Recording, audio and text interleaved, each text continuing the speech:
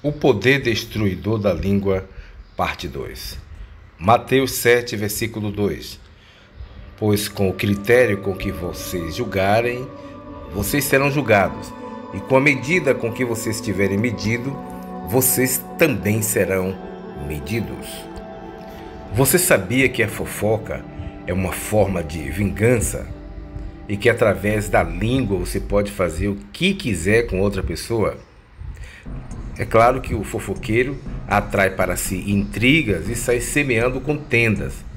Depois se faz de vítima, lamentando que falaram de mim. Mas o que seria um remédio para o veneno da língua destruidora? Podemos citar dois. Primeiro, ignore o fofoqueiro e suas conversas, pois o que ele deseja é só confusão.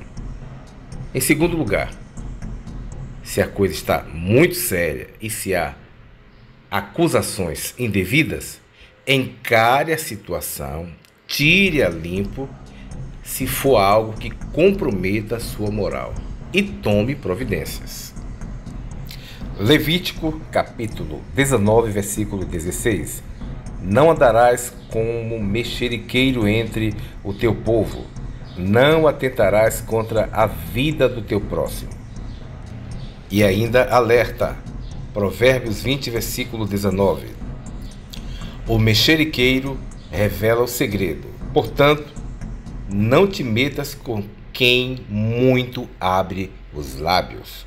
O apóstolo Tiago, no capítulo 13, versículo 1 a 12, ele traz informações importantíssimas sobre a medida da língua, ou seja, ele faz comparações sobre o estrago e todo o prejuízo que uma língua venenosa pode trazer para uma pessoa, para uma igreja, para uma empresa, para um ministério. Porque todos tropeçamos em muitas coisas. Se alguém não tropeça no falar, é perfeito varão, capaz de refrear também todo o corpo. Certamente você já viu alguém tomar uma topada, ou até mesmo você já tomou.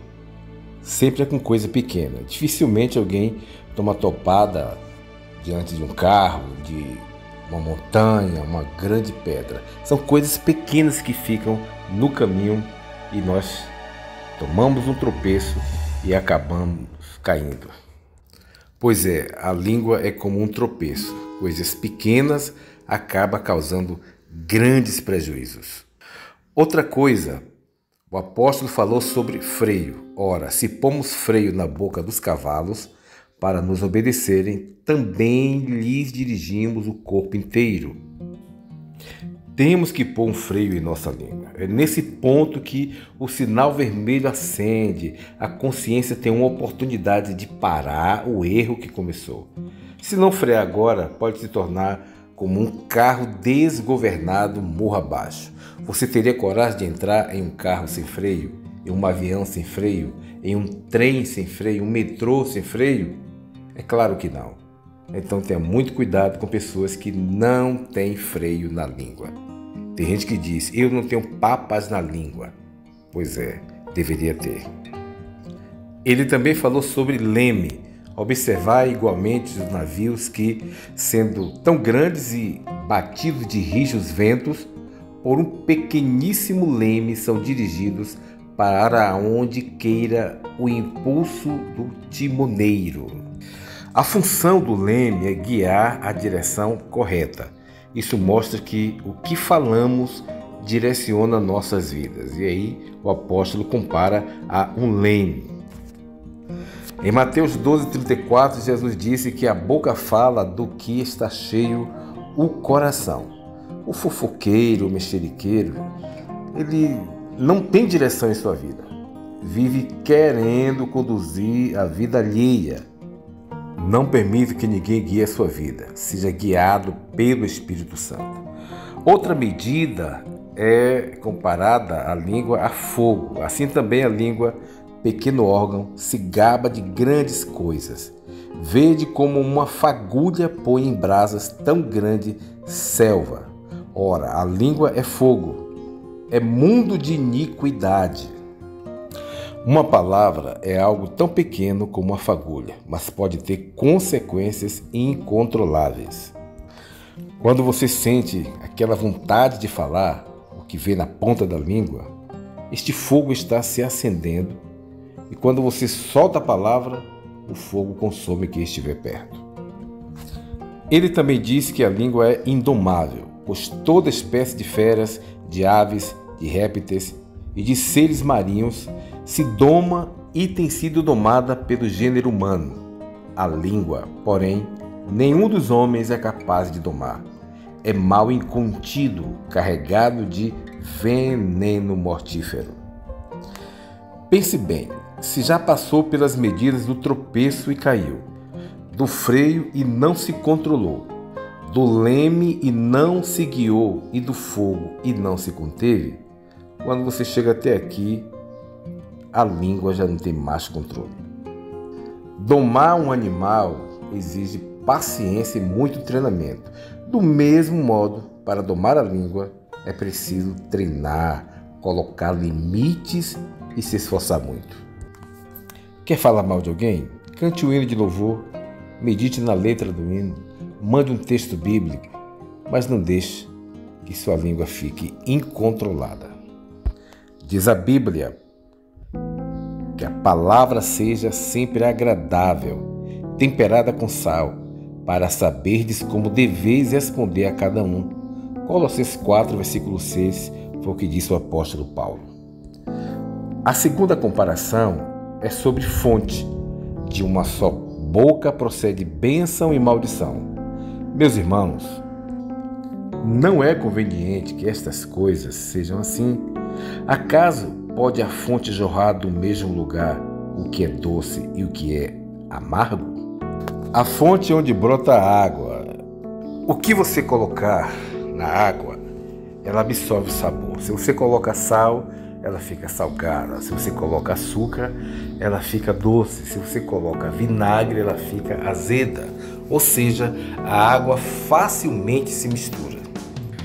Porém, o apóstolo aqui está falando da fonte.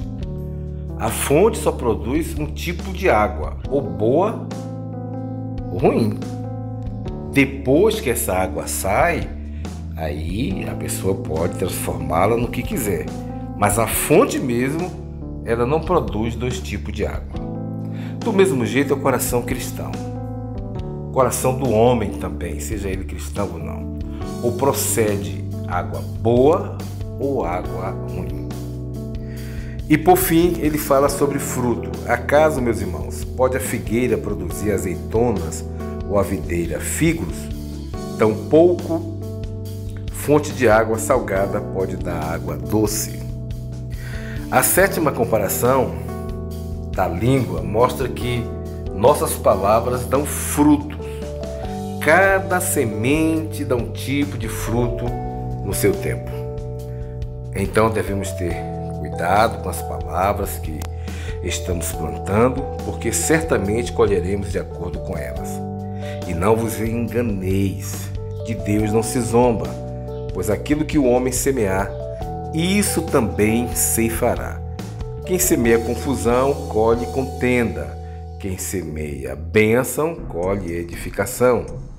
Agora, o fofoqueiro, o mexeriqueiro, vive semeando contendas, espalhando conversas que não cruzam e aumentam a dor das pessoas que ele atinge com as palavras venenosas.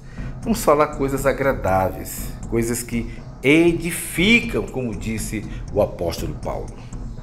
Para a língua há uma solução: guardá-la na boca. Cada um cuide de sua vida. Deus deu a cada um 2 ouvidos e uma só boca para que seja pronto para ouvir, tardio para falar. Em relação à língua, para concluir, a coisa é tão séria que o salmista orou dizendo: Senhor, livra-me dos lábios mentirosos, da língua enganadora. E pedido por ele, ele diz também: põe guarda, Senhor, à minha boca, vigia a porta dos meus lábios. Que Deus abençoe, mas não se esqueça, a língua é comparada a tropeço, freio, leme, fogo, indomável, fonte e fruto.